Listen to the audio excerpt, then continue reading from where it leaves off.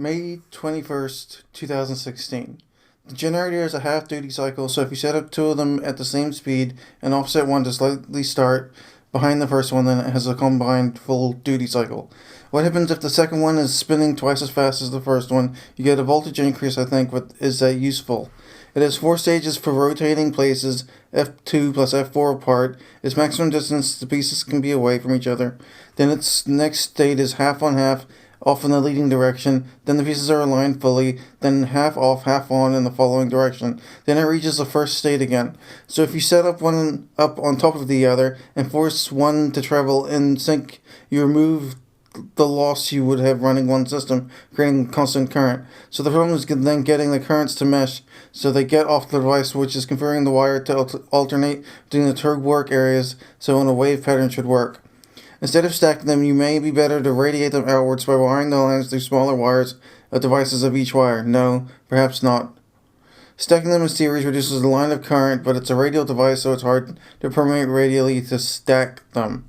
N is the number of pieces out of phase in a motion, so the outer ring is made of an N set-ups to complete a cycle.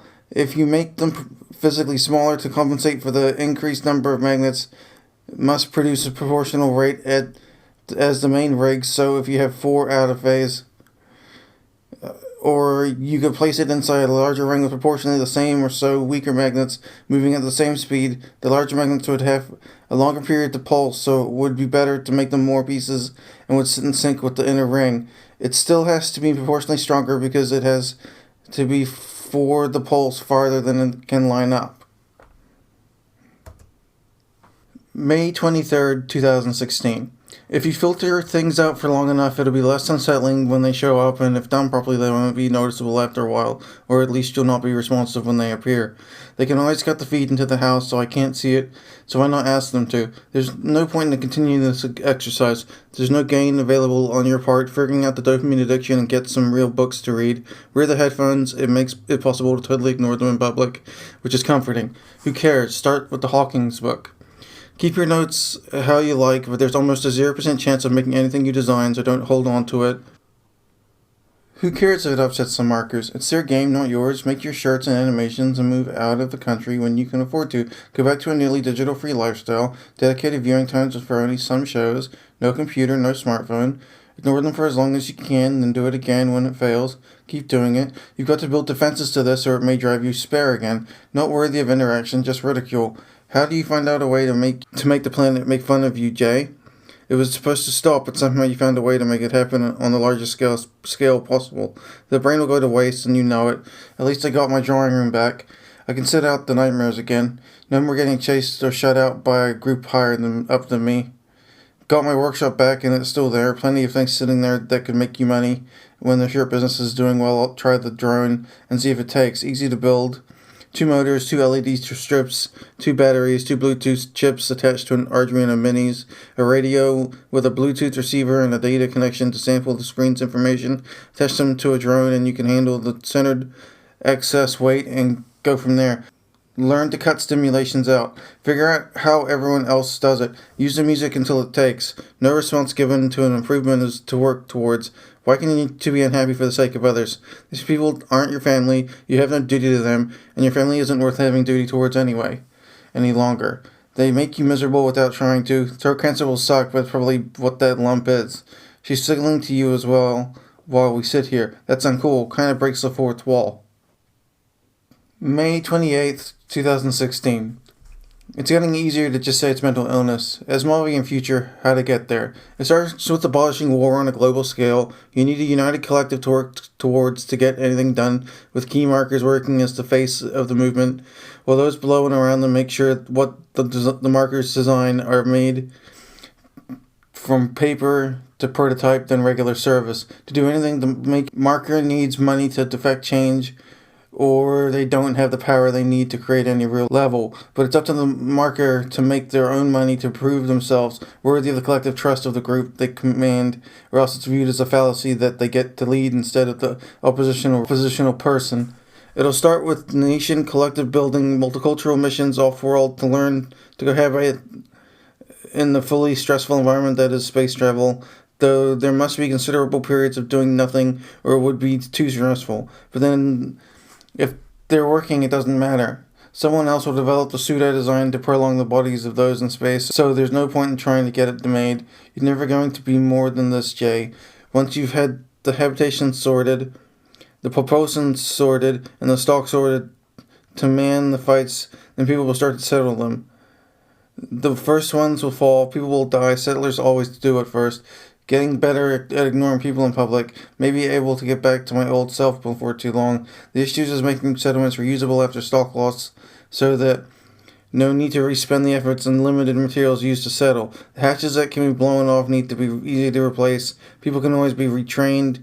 Finding them early in life and prepping them for the archetypes need to perform is important. The second space stage is beginning. The amount of ads lending to it are becoming innumerable and commonplace. Building robots to farm and cycle daily routines are important. They need to be focused on cohabitations with as many automations that can be brought along with analog subsidiaries in place, since they only need to be moved on from location once.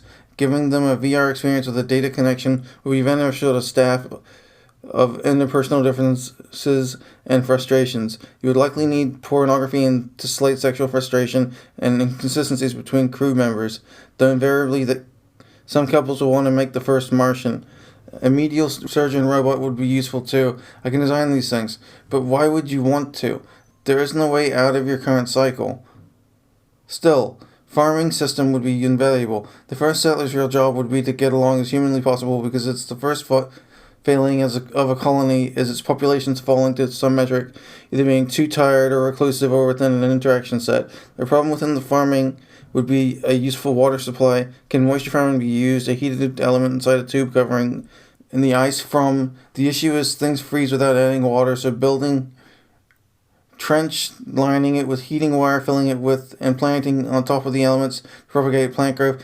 Then a mixture using sterilized wastewater could be used to farm. Using LEDs as color-specific points of growth are already shown to increase yield work well if on track to fill optimal height requirements. You could build one. You would need a windshield to aim the airflow properly to slow it down enough, and that could pass over a collective system to create a moisture farm frame. They come with nuclear payloads, which absolutely have to be used by the settlers at some point, so energy towards food and water and livable heating would be the most important outside of air production and filtration. May 29, 2016. There's a plastic picnic table sitting in the middle of our living room. 2 dining chairs straddle the long sides of it. We're wrapping soap. It's the 3rd time we've done this particular batch. It's the 3rd time we've changed the label, our 2nd company choice, and the 5th printing. It's monotonous and easygoing. Grab a soap, wrap the label, cut the end off, glue it down, put it back in the container. I thought we were doing pretty well, but Nedios informs me that 2/3 of the way down I've been placing the soap in the wrong direction on the label. I get annoyed because I don't like making mistakes, and we discuss starting over. We decided it's not worth it considering how close we were to being done with the run. We listened to Tig Norado documentary while we work. It's pretty funny. She's an interesting person. It's after dinner. We had homemade hamburgers to fight off the iron lost after the first day of Nidio's period brings. First time making ground beef and red onion patties. They turned out pretty well. We're sitting in the television room, the one that was going to be my work studio when we moved in, but it became our TV lounge so we could have bookcases in our living room. Her brother is texting her about her soap. How about Port Storm and boat fuel for soap names? She's laughing lightheartedly. We're drinking Mandarin Doritos, a bright orange Mexican soda that we grew fond of in the first apartment in C. I can't drink anymore because of the psych meds and what it does to my unstable mood. She doesn't drink much either, so it works out. Her brother T sends her a photo of laundry detergent marketed towards me. It looks like it was marketed by someone that sells motor oil, I say. We're discussing tote bags and where to sell them in our booth.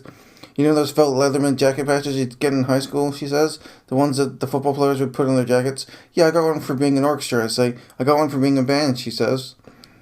I saw one that was 2 hearts and inside it says Mulder and Scully, and I thought we could do that, 2 of them. Their portraits, she said. I mentioned that I've already done their portraits and I could draw a heart and crop them inside it. She goes on to say it doesn't need to be in a heart. It could just be the 2 of them.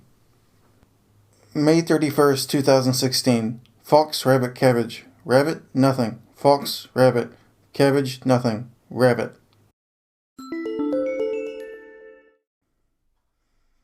Okay, well, I'm taking a break, so I might as well do some ads. This is my first one, so bear with me. So, if you haven't heard about Anchor, it's the easiest way to make a podcast. Let me explain. It's free. There's creation tools that allow you to record and edit your podcast right from your phone or computer. Anchor will distribute your podcast for you so it can be heard on Spotify, Apple Podcasts, and many more.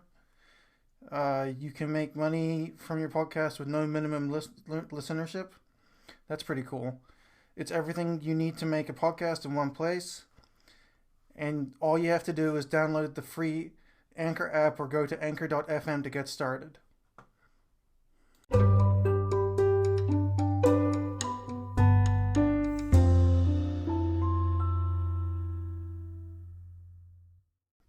Please visit anchor.fm/divergentmind to leave a message so that I may get back to you. Thank you.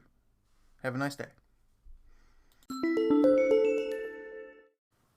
So Anchor is asking me to ask you to support me financially. I would ask that you go to my Patreon to do that, which is patreon.com/divergentmind. It means you can either become a monthly subscriber at a different tier of $1 to $3 to $5. I'm not looking for a lot. I'm not asking for a lot. I'm not asking for anything. This is going to go to the end of my podcast. I don't like it when podcasts straight up ask you for money when I'm doing okay. Well, I'm not doing okay. I'm surviving now to the point that I can make this. I would love to be able to make improvements to this by, say, getting... So basically, I'm running off an iPad, and I would like to improve it by getting different things that would make it better. Maybe some headphones that monitor output, or a better mic. Though the mic I got was from JWife, so I might not even use the better mic. You know what I mean? It's all about whatever I need at the time, but really it's just to get healthy again, because I'm currently over 300 pounds and I don't want to die that young. I would really like to be able to afford some vegetables so I can go back to my vegetarian diet, because being this big sucks. And I'm happy to sit in a chair all day, but I really got to walk my butt off, literally. So that's what the money would be for. It would be for healthy food, because I can't afford it. I can afford ramen and pasta and rice and beans, but I can't live on carbs, because that's how you get this big on antipsychotics. Junk food and carbs, which is just cheap and plentiful around me. So I would like to leave my house and just lose some weight. And to do that, I would like to go to the store and buy some vegetables, please. But you don't have to do anything. I'm not asking you to. I'm not begging. I'll figure it out on my own. Much pleasure, Jay.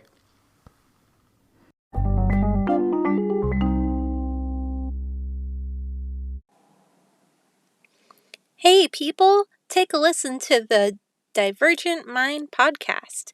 You get both insight into living with a serious mental illness and get to listen to a lovely tale about a journey cute little animals need to take.